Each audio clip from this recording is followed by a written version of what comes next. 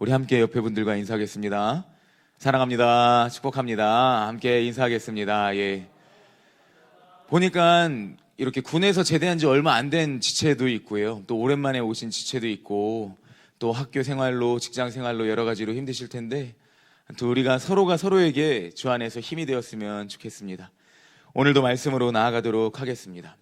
말씀을 생각하면서, 요한복음 4장 말씀을 생각하자마자 처음으로 딱 떠오른 사람이 있었어요. 누구냐? 예수님은 당연히 떠올랐는데, 여러분 잘 아시는, 혹시 이거 저는 갤럭시 쓰는데 아이폰 쓰시는 분들, 스티브 잡스가 생각났습니다. 스티브 잡스라는 사람을 제가 왜 이야기하려고 하냐면요, 이 잡스에게 한 가지 신념이 있었는데, 제가 설교 때도 이거를 종종 얘기하는데 뭐냐, 바로 잡스 영화에서 말하는 게 잡스가 이 신념이 있었어요. 바로 기계와 인간이 하나가 되는 것이 잡스의 신념이었어요. 인간과 기계와 인간이 하나가 되는 것. 뭐 그렇다고 우리가 인조인간이 되는 건 아닌데 어떻게 하나 될 수 있을까?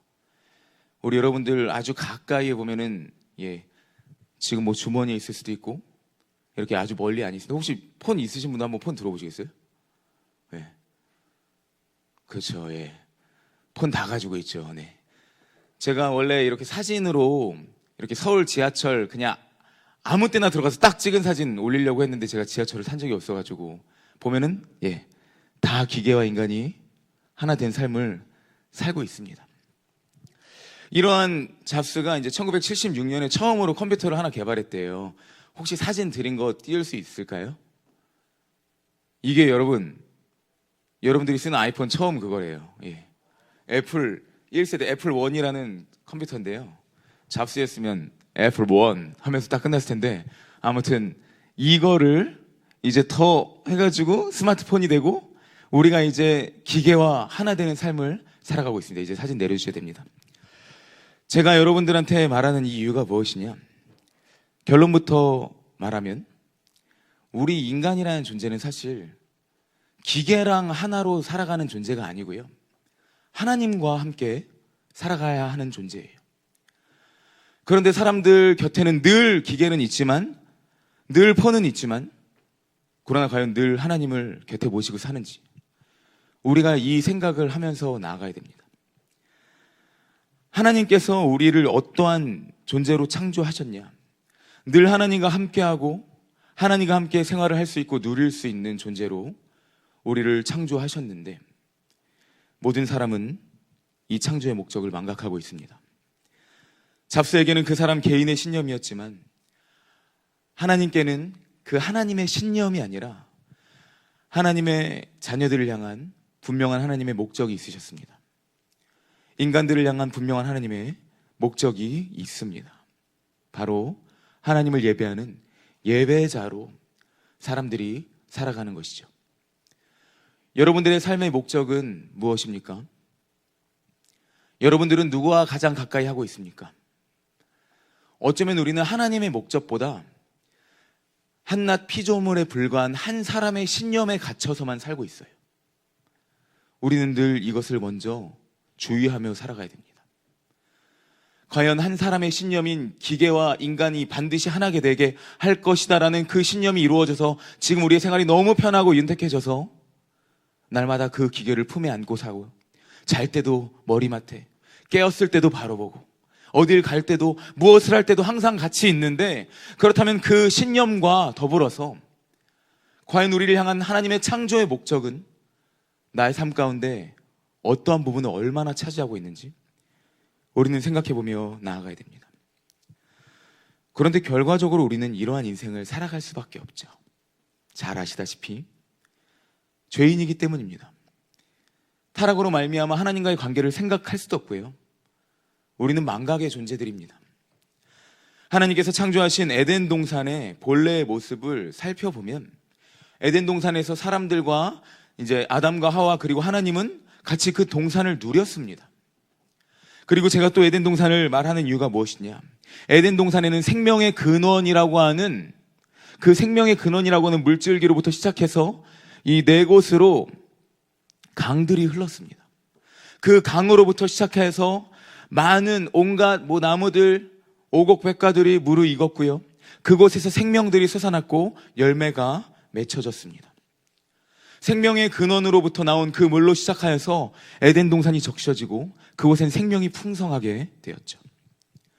인간은 그 참된 생명으로부터 나오는 것을 통하여서 먹고 마시는 존재였습니다. 여러분, 과연 타락 전에 인간이 땀을 흘려서 수고하고 노동을 하는 존재였을까요? 아니에요. 그저 하나님이 키우시는, 하나님이 주신 것들로 마음껏 누리며 먹으며 살 수 있는 존재였습니다. 그런데 잘 아시다시피 타락하였죠. 아담과 하와가 선악과를 먹었죠. 뱀의 유혹을 이기지 못하고, 또한 인간의 교만으로 말미암아. 그래서 창세기 3장 17절에 보면은 하나님께서 이렇게 말씀하십니다. 너는 평생에 수고하여야 그 소산을 먹으리라. 아멘. 스스로 경작해야만 하는 존재가 되었죠. 이제 인간에게 에덴 동산에서 흘러나오는 물을 통하여서 자란 그러한 자동적으로 자란 열매들, 나무들, 오곡백과로 먹게 되는 일은 없어졌습니다. 죄로 말미암아 하나님과 관계가 단절되어서 이제 더 이상의 권리와 권위는 없었습니다.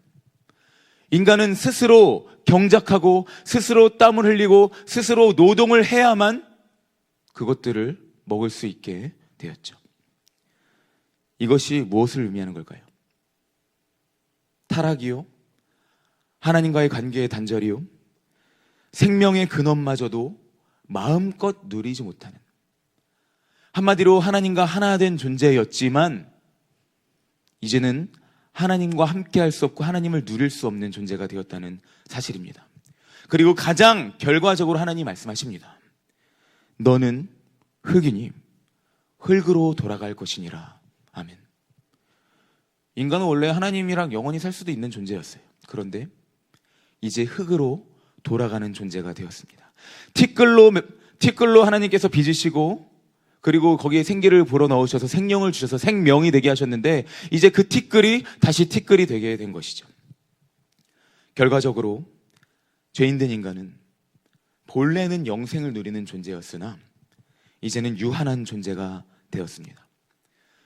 그런데 여러분, 여기서부터가 중요합니다.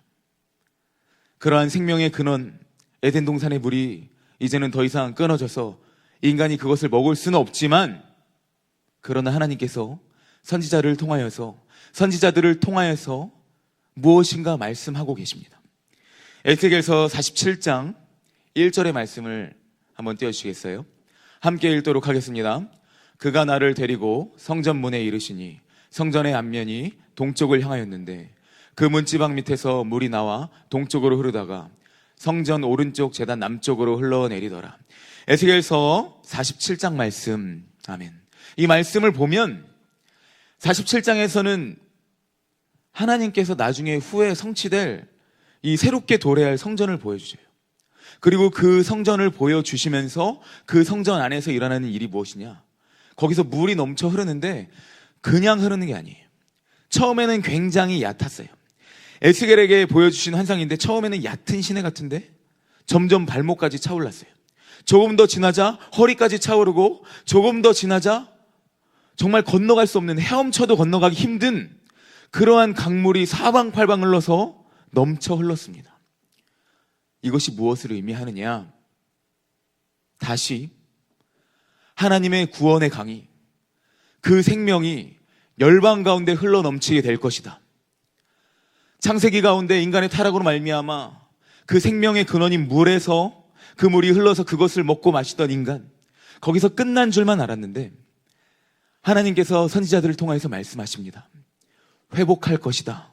성취할 것이다. 그리고 그것을 이 물이, 성전 물이 흐르는 환상을 통해서 보여주셨습니다. 이것은 결국 하나님 나라의 구원이 온 열방에 차고 흐르고 넘치게 될 것이다라는 의미입니다. 여러분, 이 사실을 믿으십니까? 우리가 이것을 믿음으로 나아가야 됩니다. 그 구원이 흐르고 흘러서 지금 어디까지 왔습니까? 여러분들까지 와 있는 거예요. 에덴 동산에서 타락으로 끝날 수 있었는데 하나님께서는 구약의 말씀을 통하여서 내가 이렇게 이룰 것이다 말씀하고 계시는 것입니다. 그래서 우리는 어떻게 됐습니까? 지금 예수님으로 말미암아 이 말씀이 성취된 것을 보고 있습니다. 우리가 오늘 요한복음 4장을 통해서 이렇게 함께 볼 예수님이 바로 이 예수님이십니다. 예수 그리스도, 모든 말씀의 성취자, 언약의 성취자, 단절된 하나님과 우리 사이를 화목케 하신 화목제물이 되시며, 오직 예수 그리스도만, 우리가 그 분을 통해서만 구원을 받을 수 있고, 예수 그리스도로서만 하나님께 기도할 수 있는 자들임을, 예수 그리스도를 통해서만 하나님께 예배할 수 있는 자들임을 오늘 예수님은 말씀해 주고 계십니다. 요한복음 3장 14절과 15절에서는 그래서 이렇게 말하고 있는 것이죠. 모세가 광야에서 뱀을 든 것 같이 인자도 들려야 하리니 이는 그를 믿는 자마다 영생을 얻게 하려 하심이라. 아멘. 이 예수님을 우리가 믿어야 한다는 사실입니다. 예수님은 우리로 하여금 영생을 얻게 하시는 분이세요. 그래서 예수님이 니고데모에게 말씀하신 거 저희 한번 복습해 볼까요? 진실로 진실로 내게 이르노니 사람이 물과 성령으로 나지 아니하면 하나님 나라에 들어갈 수 없느니라. 아멘. 에스겔서에서 말씀하신 그 물과 새 마음, 새 영을 오늘 예수님이 그 입으로 말씀하셨습니다. 니고데모에게 반드시 거듭남과 물과 성령으로 남과 동시에 믿음을 가르쳐 주셨죠. 여러분, 다시 돌아가 볼까요? 창세기 말씀과 선지서 말씀과 예수님을 제가 다시 정리해 보겠습니다. 창세기에서 시작된 생명의 근원인 물이 인간의 죄로 단절되었으나 그럼에도 불구하고 신실하신 하나님, 은혜의 하나님, 언약의 하나님께서 선지자를 통해서 말씀하신 그 회복, 온 열방으로 흘러가게 될 그 물을 보여주셨고, 오늘 이제 그 말씀을 성취하시는 분이 여기 계십니다. 바로 말씀 안에 계십니다. 이러한 배경을 가지고 우리가 요한복음 4장 말씀으로 한번 나아가 보도록 하겠습니다. 이제 예수님이 요한복음 4장에서 사마리아로 들어가고 계십니다. 예수님께서 과연 이러한 우리가 배경을 갖고 하나님께서 말씀하시는 이 물과 관련된 이 구약의 말씀과 예수님과 관련된 이러한 배경 지식을 가지고 과연 요한복음 4장에서 우리에게 무엇을 나타내실까? 함께 요한복음 4장 1절로 4절 말씀을 한 목소리로 읽도록 하겠습니다. 요한복음 4장 1절로 4절 말씀 읽겠습니다. 예수께서 제자를 삼고 세례를 베푸시는 것이 요한보다 많다 하는 말을 바리새인들이 들은 줄을 주께서 아신지라. 예수께서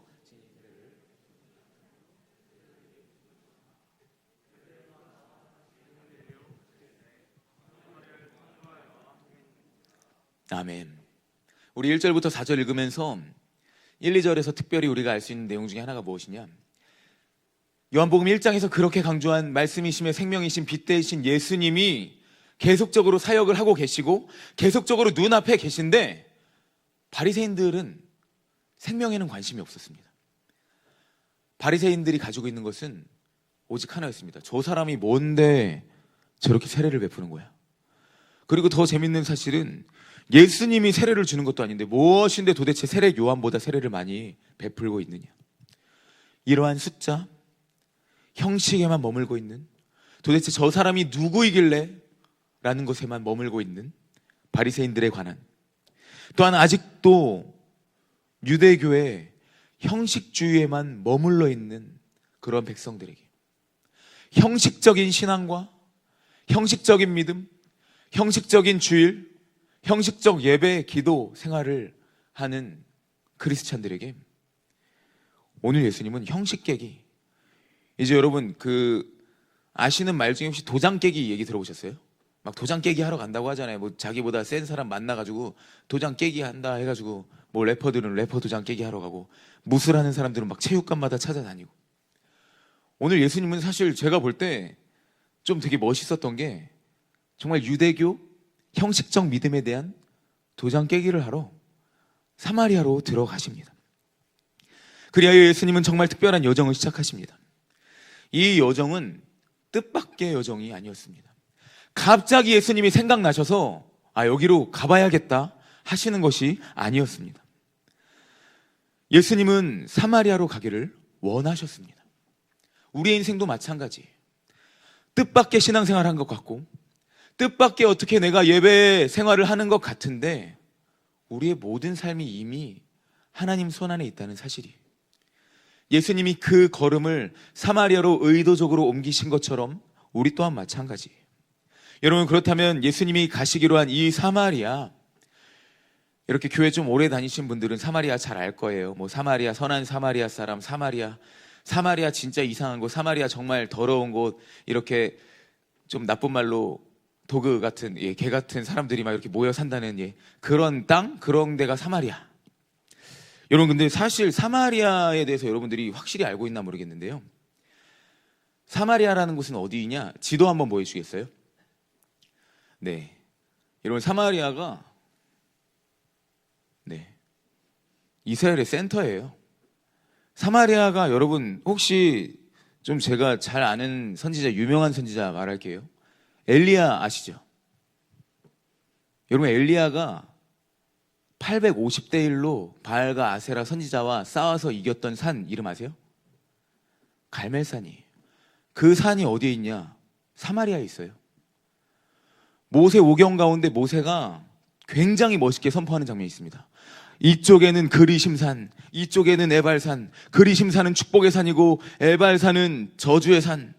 너희가 반드시 이 그리심산에 거해서 하나님의 축복의 백성이 되어라 하는 그 그리심산이 어딨냐? 사마리아에 있어요. 그리고 이 그리심산이 어떻게 알려지고 있느냐? 그 유명한 곳, 아브라함이 이삭을 제단으로 바칠 때 그 산이 바로 그리심산이다 라고 사마리아인들 사이에서 이야기가 되고 있습니다. 여러분, 배경적으로 볼 때 사마리아는 사실 엄청난 곳이었습니다. 이제 지도 내려주셔야 됩니다. 그런데 문화적으로 볼 때는 사실 정통성의 부분에 있어서 적대적인 곳이었어요. 배경적으로는 사실 어떻게 보면은 좀 예루살렘, 이 유대 땅, 그 시온산이 있는 그곳보다 사마리아가 훨씬 더 짱짱했어요. 그런데 정통성의 부분에 있어서 볼 때 북이스라엘을 점령한 아수르가 어떠한 정책을 펼쳤냐? 인구 혼혈 정책을, 혼합 정책을 펼쳤죠. 이렇게 한번 섞였습니다. 강제 여기 있는 이스라엘 사람들을, 이제 북이스라엘 사람들을 저쪽 딴 데로 보내고, 그리고 아수르 나라 사람들을 데려다 놨어요. 그리고 남아있는 이스라엘 사람들이랑 섞이게 했습니다. 한번 섞였는데 더 중요한 건, 이제 알렉산더 대왕 때 또 이쪽을 점령했는데 알렉산더 대왕이 했던 정책이 무엇이냐? 공교롭게도 또 혼혈 정책이었어요. 혼합 정책. 섞이고 난리가 난 땅이 바로 사마리아였어요. 그래서 유대인들은 이 땅을 취급도 안 했던 거예요. 배경 이런 거 사실 되게 부러워했어요. 제가 이렇게 성지순례 프로그램 혼자 이렇게 보는 거를 되게 좋아하는데, 거기서 보면 어떤 이제 선교사님께서 성지순례 투어를 하시는데 야곱의 우물이 있어요. 근데 유대 사람들은 아직도 그 야곱의 우물에 제대로 가지를 못합니다. 오늘 우리가 말씀에 나오는 이 야곱의 우물, 그 터가 있는데 제대로 가지 못하는 이유, 사마리아 안에 있는 땅이기 때문이에요. 그래서 몰래 게릴라처럼 이렇게 그곳에 가서, 이것은 요셉 야곱 하면서 막 자기들끼리 노래를 부르다가 잡히기 전에 막 도망쳐요. 그런 식으로 사실 배경적으로는 짱짱했는데, 그러나 이곳은 정통성이 없는 곳이었습니다. 배경은 남아있으나 정통성을 빼앗긴 곳. 그리하여서 유대 사람들은 사마리아를 정말 싫어했죠. 한마디로 중심이 없는 나라였어요. 중심이 없는 땅이고 정말 근본이 없는 그러한 땅이었습니다. 그리하여 유대 사람들의 입장에서는 사마리아를, 지도를 다시 한번 보여주시겠어요? 갈릴리에서 유다로 그냥 다이렉트로 가면 이렇게 저 위에 갈릴리가 있고 가운데 사마리아 있는데 쭉 그냥 직진으로 가면 되는데, 그게 아니라 요단강을 통해서 쭉 돌아서 3일 되는 거리를 열흘이 넘게 간다고 합니다. 지금도 그러한 문화에 있다고도 하고요. 에스라서에 보면은 사마리아인들이 나옵니다. 그래서 뭐라고 하냐, 에스라한테 우리도 성전 건축 참여시켜달라, 우리도 하고 싶다. 그런데 에스라가 보냅니다. 안 된다. 너희들하고는 우리가 섞일 수 없다. 이처럼 사마리아인들은 이러한 취급을 당했습니다. 그런데 오늘 함께 읽은 요한복음에서 보면은 4장 4절에 이렇게 말하고 있습니다. 제가 읽겠습니다. 사마리아를 통과하여야 하겠는지라. 아멘. 직역하면요, 예수님은 사마리아를 반드시 통과하여야겠는지라. 아멘. 여기서 또 우리가 예수님께서 니고데모에게 말씀하셨던 반드시, 머스트 강조용법이 나와요. 원어로 보면은 강조용법이에요. 내가 반드시 이 땅을 통과해야겠다. 나는 반드시 이 땅을 갈 것이다 말씀하십니다. 곧 사마리아 땅은 그저 지나가는 땅이 아니었다는 것입니다. 왜 그럴까요? 예수님이 왜 그렇게 사마리아를 통과하여야겠는지를 하셨을까요? 우리 함께 따라해 볼까요? 첫째, 만나주시기 위해. 둘째, 나타내시기 위해. 만나주시기 위한 목적과 나타내시기 위한 목적이 있었습니다. 예수님은 잃은 양 한 마리를 찾는 심정으로, 잃어버린 영혼 한 명을 찾는 그 심정으로 이 땅 가운데 오셨습니다. 예수님이, 어쩌면 저는 이 요한복음 4장을 계속 묵상하면서 예수님의 이 땅 가운데 성육신 하심의 그것이 스토리적으로 이 사마리아 여인과의 만남이 너무나도 잘 표현되어 있는 것 같아요. 예수님은 잃어버린 한 영혼을 찾아서, 사랑하는 그 한 영혼을 찾아서 오늘 반드시 내가 가야겠다 의지적으로 말씀하셨고요. 또한 예수님은 사마리아라고 하는 그 곳에서 자신이 누구인지 나타내기 위해서, 그래서 사마리아로 가기를 원하셨습니다. 만나시기 위해서, 나타내시기 위해서. 요한복음의 특징은 무엇이라고 했죠? 생명복음이라고 했습니다. 예수님이 누구이신지 너희가 그 이름을 믿고 힘입어서 생명을, 구원을 얻게 하려 한다가 요한복음의 목적이라고 했습니다. 저는 오늘 말씀을 전함 속에서 요한복음 전체 핵심, 예수님이 누구이신지에 대해서 더 집중하고자 합니다. 사마리아 여인을 만남으로써 그 여인을 동정하시고 그 여인의 아픔과 슬픔과 그 여인의 모든 상황 가운데 함께 하시며 위로해 주시는 예수님, 물론 맞죠. 그런데 저는 오늘 조금 더 들어가서, 그렇다면 그 가운데 예수님은 과연 자기 자신을 누구로 말씀하길 원하시는가? 도대체 이 4장 말씀을 통해서 무엇을 말씀하길 원하시는가에 더 집중하길 원합니다. 요한복음 4장을 읽어보시면 40절과 41절에서 사마리아의 비단, 사마리아 여인 한 명만을 위해서 사마리아 가신 게 아니에요. 40절, 41절에 보면 수많은 사마리아 사람들이 예수님을 만나고 믿게 되었다 이야기하고 있어요.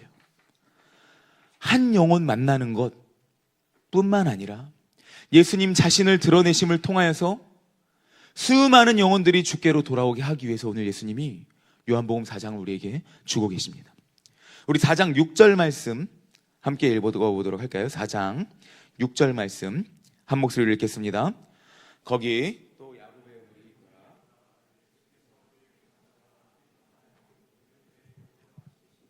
때가 6시쯤 되었더라. 아멘.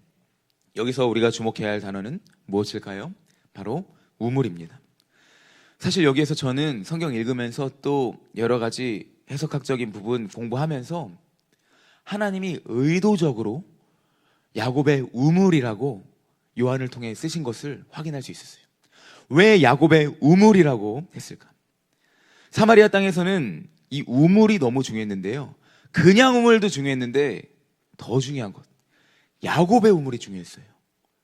왜 야곱의 우물이 중요했을까요? 유대 사람들한테는 야곱의 우물이 없어요. 근데 사마리아 사람들한테는 있어요. 제가 아까 이야기했죠. 정통성은 없었지만 그러나 남는 것들은 있었어요. 갈멜산, 그리심산, 야곱의 우물. 그리고 이러한 우물은 그들의 생계수단이기도 했습니다. 오늘 6절에서 감사한 것은 이러한 야곱의 우물에 예수님이 드디어 도착하셔서 지치시고 피곤하셔서 거기에 앉으셨다는 거예요. 털썩 앉으셨다는 거예요. 여기서 무엇을 우리가 볼 수 있느냐? 예수님도 인간이시라는 사실이에요. 우리와 똑같이 동정하시되 다만 죄는 없으신 참 하나님이신 예수님이 참 사람이 되셔서 이 땅 가운데 오셨고, 그리고 우리와 모든 것들을 함께 하시는, 여러분, 하나님이 지치고 피곤하게 되는 인간이 되신 거예요. 우리를 향하신 하나님의 사랑이 무엇이냐? 이 땅 가운데 성육신 하신 예수님의 사랑이 무엇이냐? 그냥 되게 추상적인 사랑이 아니에요. 굉장히 실제적이고 실천적인 사랑이에요. 정말 힘든 길이었고 지치고 피곤한 그런 인간의 몸이지만, 그럼에도 불구하고 오늘 예수님은 하실 일이 있으셨기에 사마리아 땅으로 오셨습니다.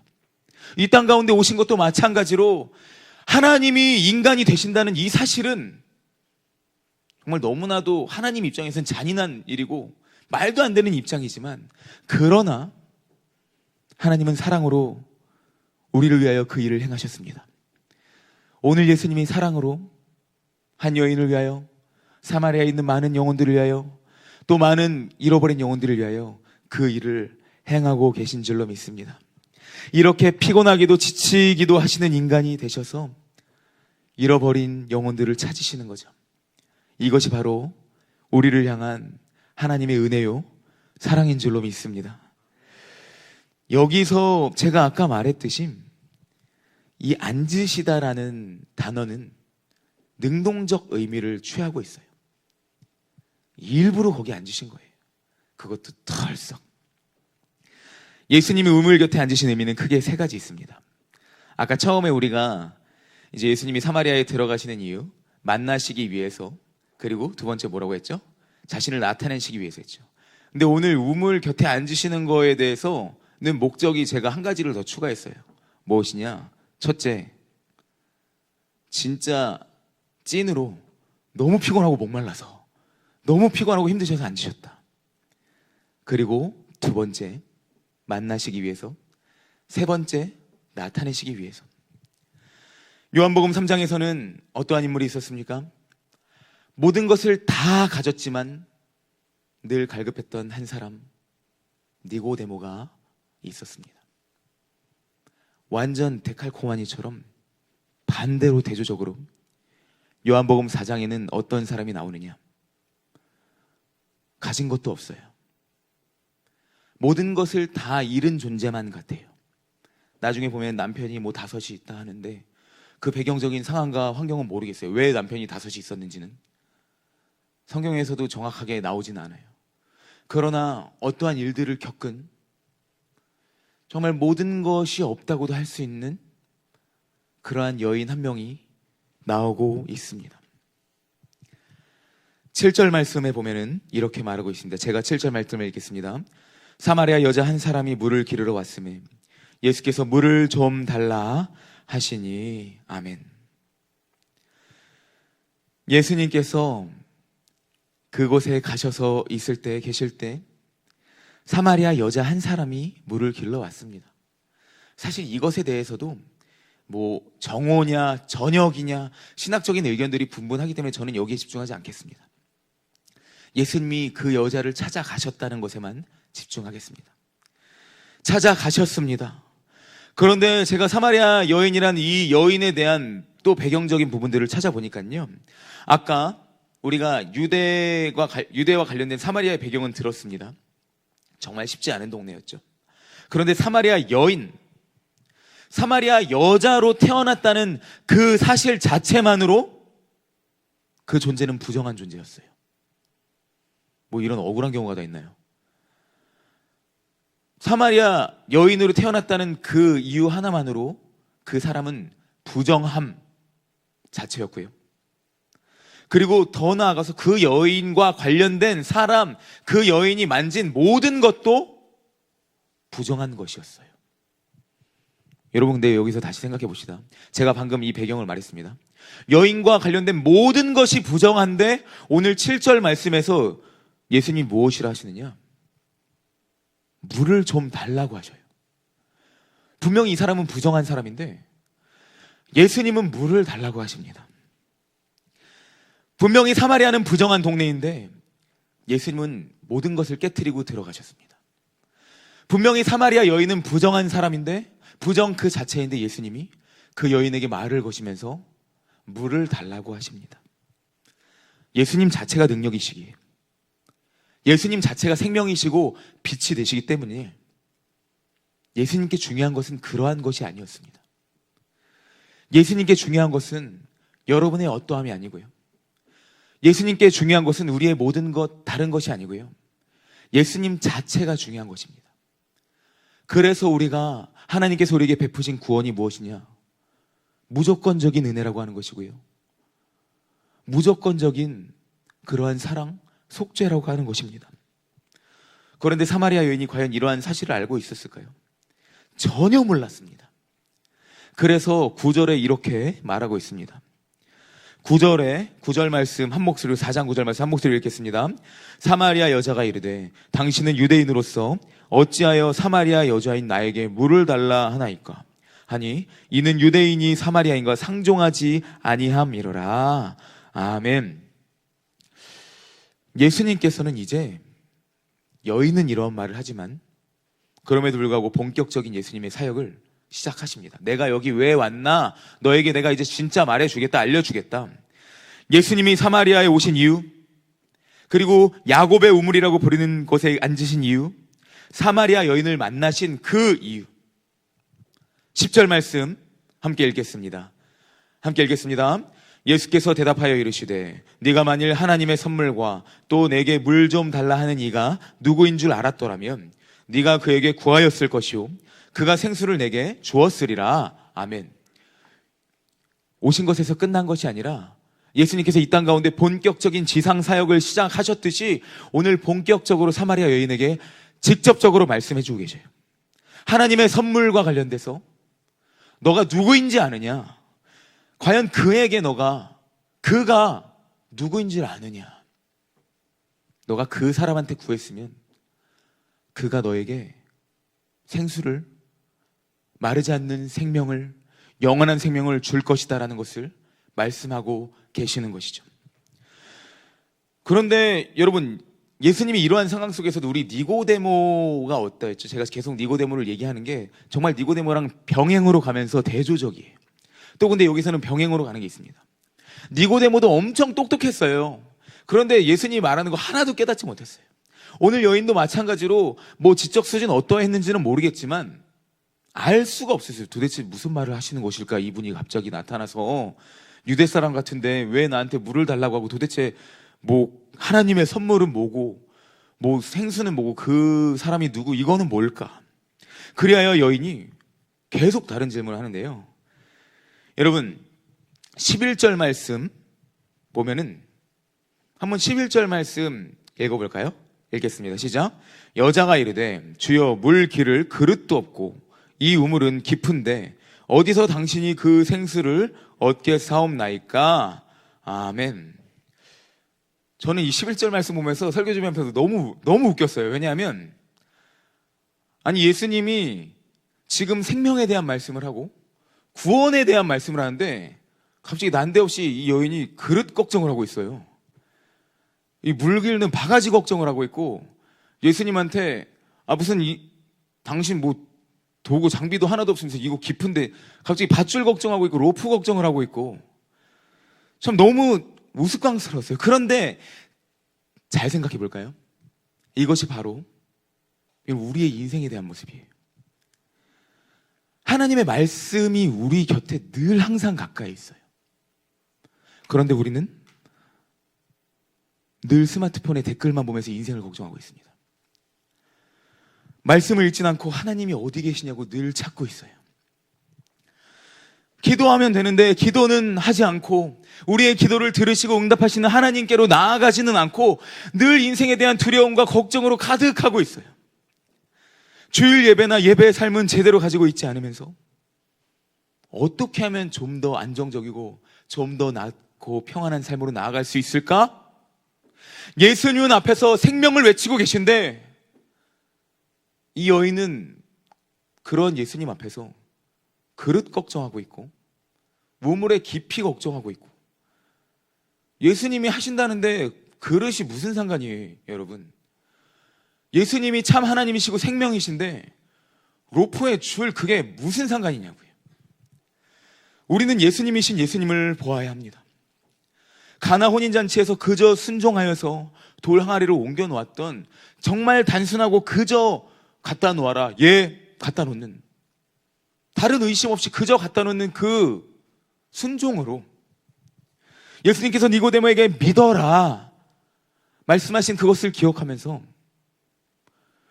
우리 삶은 그저 예수님인 예수님만, 그 예수님께만, 본질에만, 우리의 근본에만 집중하는 삶이 되길 예수님의 이름으로 축복합니다. 여러분, 우리를 둘러싼 다른 것들이 너무나도 많습니다. 정말 우리는 자꾸 다른 것을 계산해요. 예수님이 앞에서 생수를 주시겠다 하는데도 그것에 대한 방법만 찾고 있고요. 정작 말씀은 없고 기도는 없고 예배는 없는 우리 삶.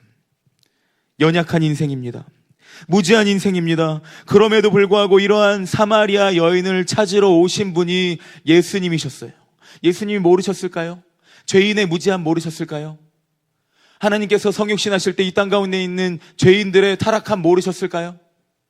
예수님이 십자가 지시기 전에 많은 사람들한테 능욕을 받고 침뱉음 받고 뺨을 맞고 그리고 자신이 지으신 인간들에게 최고의 사형이라고 할 수 있는 십자가 사형을 당하신 것 모르시고 이 땅 가운데 오셨을까요? 예수님은 다 아셨습니다. 그럼에도 불구하고 찾아오셨습니다. 그래서 13절과 14절 말씀에 이렇게 말하고 있습니다. 제가 읽겠습니다. 예수께서 대답하여 이르시되 이 물을 마시는 자마다 다시 목마르려니와 내가 주는 물을 마시는 자는 영원히 목마르지 아니하리니 내가 주는 물은 그 속에서 영생하도록 솟아나는 샘물이 되리라. 아멘. 예수님께로부터 나오는 물은요, 여러분, 이 야곱의 우물물과는 비교할 수 없습니다. 여인의 생계라고도 할 수 있는, 목숨이라고도 할 수 있는, 또한 여인의 자존심이라고도 할 수 있는 그러한 그저 형식적인 물이 아닌 것입니다. 이 물은 영원히 목마르지 아니하는 물이고 영원히 흘러넘치는 샘물의 근원이 되는 그러한 물인 것입니다. 곧 예수 그리스도라는 샘으로부터 솟아나는 이 영원한 생명. 창세기의 에덴 동산에서 그 생명의 근원인 샘물이 흘러나와서 에덴 동산을 적시며 그 안에서 생명의 열매들이 풍성하게 맺혔듯이 또 에스겔의 환상 가운데 하나님의 성취될 그 성전 가운데에서 물이 흘러나와서 강물이 흘러넘치도록 온 열방으로 흘러넘치셨듯이 예수님을 통하여서 이 생명의 물이 흐르게 되는 줄로 믿습니다. 예수님으로 말미암아 모든 죄악의 통치는 패배하였습니다. 이제 더 이상 우리는 그저 계속 먹고 또 마셔야 되는 물, 그저 살고 사는 가운데 늘 목숨을 위해서 생각하고 그렇게 살아야 되는 사람, 우리는 더 이상 그러한 존재가 아닙니다. 여러분이 예수님을 믿으신다면 우리의 삶이 어떤 삶인가? 로마서 5장 17절 함께 찾아보도록 하겠습니다. 로마서 5장 17절입니다. 뒤쪽에 넘어가 보도록 하겠습니다. 사도행전 지나서 로마서 5장 17절 말씀 한 목소리로 읽도록 하겠습니다. 한 사람의 범죄로 말미암아 사망이 그 한 사람을 통하여 왕노릇하였은즉 더욱 은혜와 의의 선물을 넘치게 받는 자들은 한 분 예수 그리스도를 통하여 생명 안에서 왕노릇하리로다. 아멘. 오직 예수님이 생명의 근원이 되십니다. 그 생명의 근원 되시는 예수님께서 오늘 무지한 타락한 인간이라고 할 수 있는 그러한 전형적인 사람이라고 할 수 있는 사마리아 여인을 통하여서 말씀하십니다. 이 물을 마시는 자마다 다시 목마르려니와 내가 주는 물을 마시는 자는 영원히 목마르지 아니할 것이다. 아멘. 여러분, 우리가 이런 존재예요. 우리가 이런 특권을 지니는 존재들입니다. 형식적 신앙, 잘못된 신앙, 예수님이 아닌 자꾸 다른 것에 집착하는 신앙이 아니라 예수님 오늘 말씀하셔요. 나를 봐라. 내가 주는 물이 무엇인지 집중해라. 영생하도록 솟아나는 샘물이 되게 할 것이다. 아멘. 여러분, 학교 공부하면서 직장 생활하면서 갈급할 때가 너무 많습니다. 그것이 이 사마리아 여인이 물을 기르러 온 것과 똑같은 인생이에요. 사실 이게 삶의 현실이에요. 우리는 매일매일 물이 모자르면 물을 길러야 합니다. 그러나 그 현실적인 것 넘어서서 예수님이 우리에게 말씀하시는 것이 있어요. 너희가 그러한 삶을 살고 있지? 그러한 삶을 살아가는 너희에게 내가 이렇게 찾아왔다. 그리고 너가 마셔야 될 물이 무엇이냐? 바로 영원히 마르지 않는 그 생명의 근원, 예수 그리스도다 말씀하시는 것입니다. 예수님이 이것을 위하여서 의도적으로 사마리아로 가셨습니다. 의도적으로 우물에 앉으셔서 사마리아 여인을 만나셨습니다. 우리를 만나시기 위해서 의도적으로 이 땅 가운데 오셨습니다. 그래서 사마리아 여인은 이제 조금씩 깨달아요. 뭐지? 15절에 보면 선지자인가 사람인가? 그래서 긴가민가 하면서 질문합니다. 저한테 그 물 주세요. 물 줘서 목마르지 않고 여기로 물 길러오지 않게 해주세요. 네. 지금 문제가 빨리 해결돼야겠죠. 당연하죠. 그건. 그런데 또 이런 질문 앞에서 예수님은 또 다른 말을 하십니다. 상황이 아니라 예수님을 보길 원하시면서 하나님의 초자연적인 능력, 역사, 전능하신 하나님을 나타내시죠. 너가 남편이 없다는 말 오라. 여인이 예수님께서 네 남편을 불러오라 했을 때 저는 남편 없어요 대답했었습니다. 그런데 예수님이 너가 남편 없다는 말 맞고 너에게 남편 5이 있었는데 지금 있는 사람도 너 남편이 아니잖아. 그때 여인은 조금씩 깨닫습니다. 네. 이분 진짜 정말 선지자이신가? 진짜 누구시지? 19절에 보니까 이렇게 말해요. 내가 보니 선지자로소이다. 그러면서 20절에서 이렇게 이야기하고 있죠. 제가 읽겠습니다. 우리 조상들은 이 산에서 예배하였는데 당신들의 말은 예배할 곳이 예루살렘에 있다 하더이다. 아멘.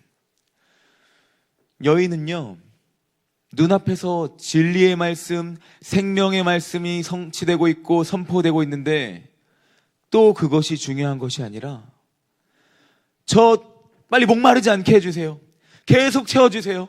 이야기하고 있고 또 예수님이 말씀하시자 당신 좀 대단한 분 같은데 근데 당신네들은 왜 유대 사람들은 분명히 여기 우리 땅 지금 사마리아 땅에 있는 그리심산이 진짜 축복의 산이고 하나님이 축복하시는 산인데 왜 딴 동네 예루살렘 그 시온산에서 예배를 드리냐. 아직도 자신의 상황과 잘난 배경에 심취해 있었죠. 사마리아 사람들에게는 실제적으로 모세 오경만 진짜 성경이었어요. 그리하여 사마리아 사람들이 제가 좀 전에 말했던 예루살렘에 있는 그 시온산이 아니라 모세가 축복을 선포한 그리심산, 이 산만 진짜 산이고 예배드릴 수 있는 산이라고 생각했습니다. 그래서 예수님께 여인은 반문하고 있는 것이죠. 온전히 자신의 상식적으로만 말할 수 있는 것, 자신이 내세울고 자신의 계산 안에서만 이루어지는 질문으로 예수님께 나아가는 그 삶, 정말 어디서 많이 본 것 같습니다. 또 말하지만 니고데모 같기도 하고 또 말하면 우리 자신인 것 같기도 하고요. 사람이 어떻게 두 번 날 수 있습니까? 왜 당신들은 딴 데서 예배를 드립니까? 예수님은 계속 중심을 보라고 하시는데 죄악된 인간은 계속 그 주변의 것들만 봅니다. 여러분 바라건대 신앙생활 하시면서 중심으로 나아오세요. 예수님만 바라보시길 원합니다.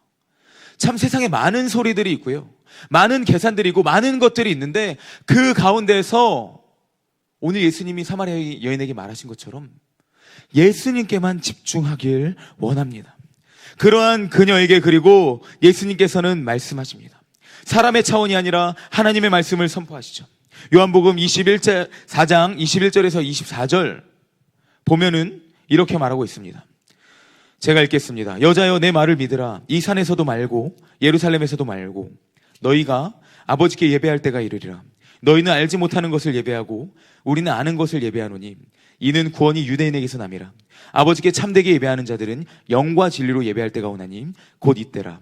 아버지께서는 자기에게 이렇게 예배하는 자들을 찾으시느니라. 함께 읽겠습니다. 하나님은 영이시니 예배하는 자가 영과 진리로 예배할지니라. 아멘. 여러분, 여기서 집중하는 것이 무엇이냐? 너가 어떠한 마음, 어떠한 생각으로 드려야 된다라는 것도 있지만 말씀하시는 거예요. 장소가 중요한 것이 아니고 형식이 중요한 것이 아니고 영과 진리로 예배하는 삶. 그래서 예수님이 이전에 우물에 찾아오신 거고요. 물을 통하여서 이야기해 주시는 거예요. 영과 진리, 성령으로 말미암아 예배하는 삶. 에덴 동산의 물이 사방팔방으로 흘렀고 에스겔의 물이 온 열방을 가득 채웠습니다. 성령님 또한 어디에 국한되시는 우물이 아니에요. 예수님 또한 어디에 매몰되는 우물이 아니에요. 예수님은 샘이십니다. 샘은요, 솟아나면 계속 솟아나고 마르지 않는 샘이 계속 솟아나면 그것이 냇가를 이루고 강을 이루고 바다를 이루고 온 지면을 둘러싸는 것이에요. 이것이 바로 성령님의 일하심이고요. 예배와 관련돼서 그래서 예수님이 말씀하실 때 그러므로 이 물이 어디로 흐르는 것처럼 어디서나 흐르는 것처럼 영과 진리로 예배한다는 것은 이 산, 저 산이 중요한 것이 아니고 어느 교회, 무슨 교회가 중요한 것이 아니고 너희가 성령의 사람이라면 영과 진리로 예배하는 자라면 너희가 있는 그 모든 것을 통하여서 모든 곳, 모든 삶을 통하여서 너희가 삶으로 예배할 수 있는 자들이 되는 것이다. 오늘 예수님이 말씀해 주고 계신 것입니다. 여러분은 어디에 속해 있습니까? 여러분 어디에 서 있습니까? 이번 한 주간 또 돌아온 한 주간 어디에서 삶을 지내십니까?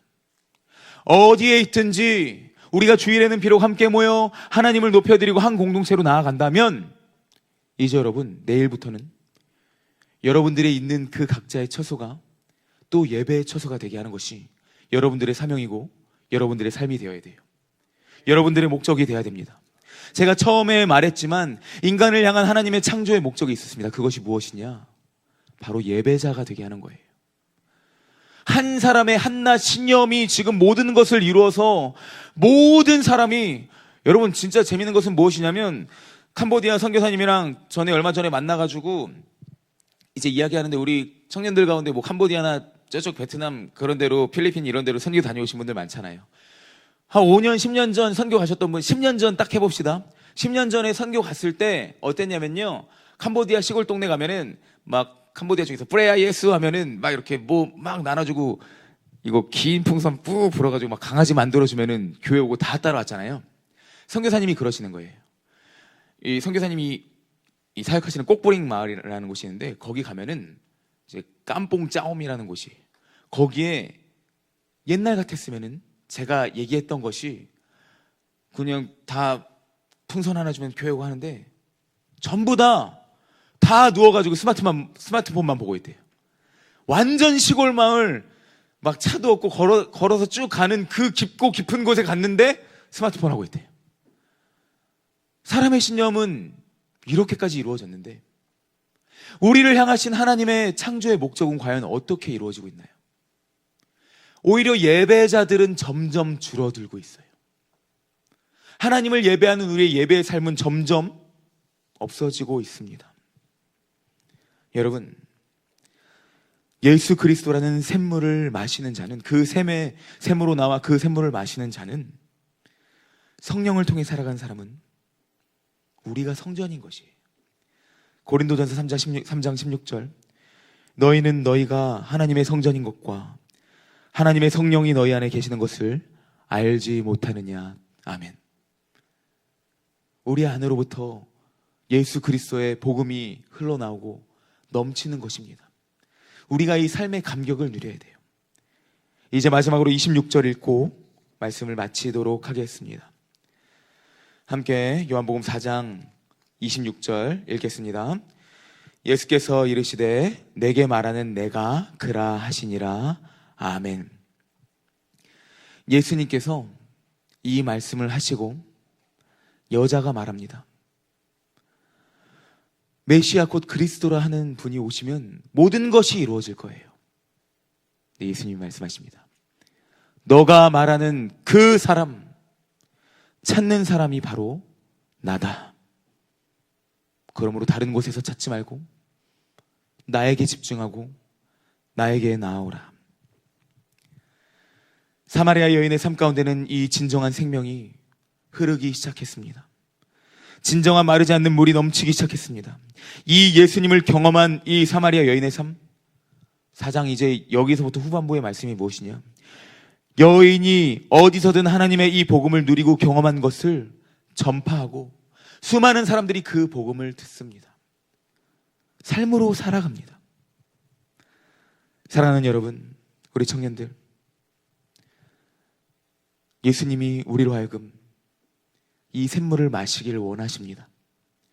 우리로 하여금 이 샘물을 마신 자의 삶, 복음이 흘러가게 하는 그 삶을 우리가 어디에 있든지 이 물 가운데 거한다면, 예수 구원 가운데 거한다면 그곳에서 영과 진리로 예배드리는 예배자로 살아가길 원하십니다.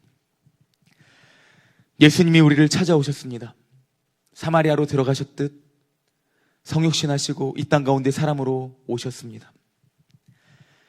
바라건대 여러분이 날마다 이 샘물을 마시는 삶을 살아가시길 축복합니다. 그저 사람의 신념, 기계와 하나만 되는 삶이 아니라 여러분 하나님을 누리십시오. 예수 그리스도의 복음을 누리십시오. 예수님을 경험하십시오. 날마다 이 생명의 샘물을 마시는, 이 샘물을 마시는 자의 삶을 살아가시는, 우리를 향한 하나님의 그 창조의 목적, 예배자의 삶을 살아가시고 누리시는 사랑하는 모든 우리 성도님들, 청년들 되기를 예수님의 이름으로 축복합니다. 아멘.